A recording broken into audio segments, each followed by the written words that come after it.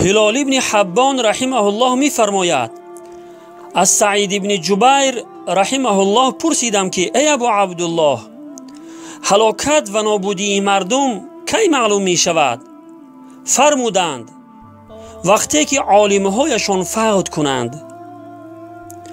بله برادران و خواهران عزیز، از بین رفتن عالمان و واعظان و دعوتگران راه حق برای تمام مسلمانان مصیبت بزرگی است، چون که اسلام در هر منطقه از همین عالمان و واعظان سرچشمه می گیرد و مردم به واسطه همینها توحید و خداپرستی و دیگر حکمهای اسلام را می شناسند و به آن عمل می کنند.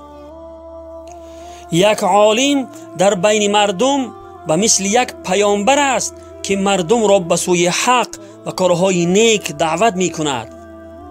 پس وقتی که عالمان و واعظان از بین مردم رفتند، مردم به گمراهی رفته حلال و حرام را فرق نمی کنند، توحید و شرک را فرق نمی کنند، از حکمهای خداوند و از تعلیمات پیامبر خدا صلی الله علیه و سلم دور می شوند و در نتیجه به گناهان دست می زنند که خدا و آفریدگار خیش را به غضب می آرند.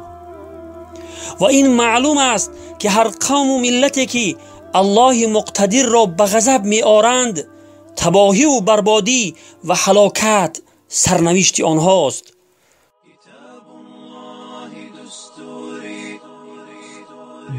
كتاب الله دستوري وخير الخلق أسوتنا، بسنته جلا نوري لهدي الحق أرشدنا.